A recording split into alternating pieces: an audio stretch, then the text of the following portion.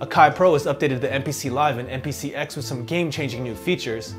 Ableton has updated Link, making it more useful for performers, and it looks like Phase has run into some more issues. Find out more coming up.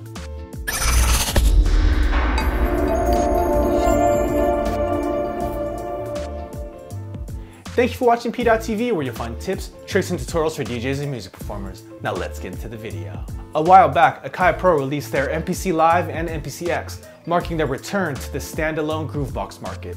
And since then, they've done incremental updates, adding new features and fixing bugs for the standalone grooveboxes. And recently, they released their latest update, version 2.3. And this one has some groundbreaking new features that really takes the MPC Live and MPC X from being just a standalone groovebox to being a complete production studio. Now, the biggest new feature of this new 2.3 update has to be the inclusion of 3 new synthesizers in the actual units themselves. This means you get 3 VST quality instruments without the need for a computer at all. So now, not only can you sample and sequence in the MPC Live and MPC X, but you can add virtual instruments to your productions as well. And the 3 synths that they include are pretty different and really give you a nice array of different sounds that you can add to your music. Those 3 synths are, first, the tube synth, which is a 3 oscillator poly synthesizer. Then you have the bassline, which is a mono synthesizer modeled after a lot of the old analog mono synths in the past. And finally, one that they're calling electric, which is a bunch of different electric pianos. So you can think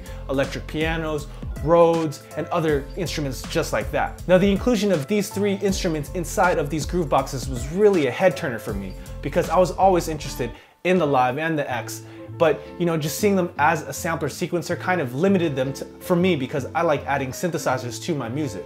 But now with the inclusion of those, you can go ahead and just use those synths and plug in a MIDI keyboard and get to work, or just use the pads and get a really fully fleshed out production just using the unit by itself. And as the market kind of shifts in the direction of standalone units and making music without computers for a lot of people out there, this is really huge and really gives the MPC Live and MPC X a step up from other devices in this range. Another cool new feature that they've added to the 2.3 update is something that they're calling auto sample, which allows you to plug in an external synthesizer, or even sampling a synthesizer from your computer and plugging it in and playing a couple notes, and then it'll automatically create a key group and make an instrument out of what you sampled. Now, in the past, you would have to do this manually, but this automates the process. So on top of these 3 new synthesizers that they've added to these devices, you can go ahead and sample some of your favorite patches from your favorite instruments, be it virtual instruments or external synthesizers, and make a huge library of these synths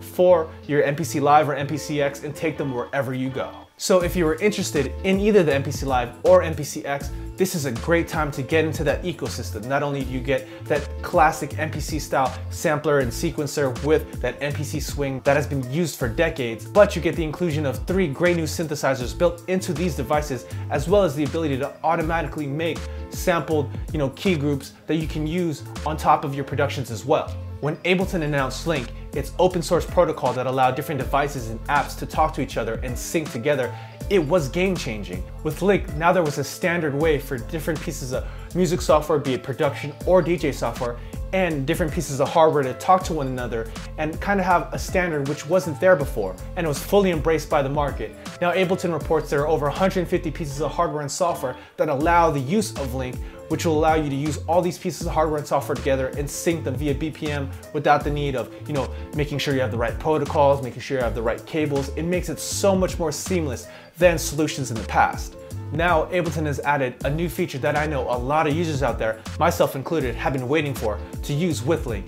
In the past, Link pretty much just allowed you to sync BPM. You would have one master device or piece of software that would set the BPM, and then all the other pieces of software or hardware that wanted to join in the Link session would just go ahead and follow that BPM. But there was no way to really start and stop all of the devices at once. But now Ableton has added a master start and stop to Ableton Link. Now the person that's running the session can not only change the BPM and all the devices will follow, but if they hit start and stop on their device or piece of software, all the other pieces of software that are using Link will start and stop as well. And with the inclusion of Link in pieces of software such as Serato DJ Pro, I'm really excited to see how I can use this more with Serato DJ Pro using Ableton linked up to it, because in the past, because of that start and stop not really linking together, it really made it a little harder than it needed to be to add, loops that you have in Ableton running along with your Serato DJ Pro session. And finally, a bit of disappointing news.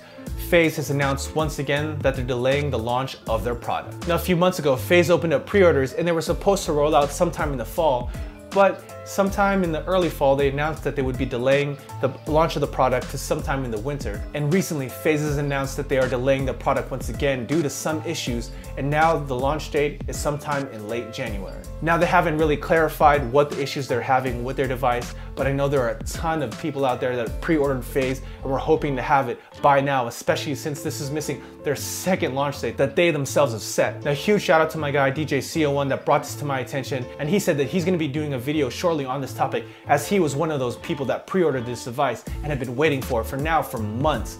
So if you want more information about the FaZe pre-orders and the delays and what's going on with the people that have already pre-ordered, be sure to check out his channel. I'll go ahead and link it down below as well. So that's it for the news this week. So question of the day, what do you think about these issues with FaZe? And does it make you not as interested in picking up this product? Go ahead and leave that down in the comments below. I'd love to hear what you guys have to say. And as always, if you found this video useful, please go ahead and give it a thumbs up. And if you haven't already, go ahead and click right here to subscribe to this channel. Or if you'd like to watch more content, go ahead and click on that video right there.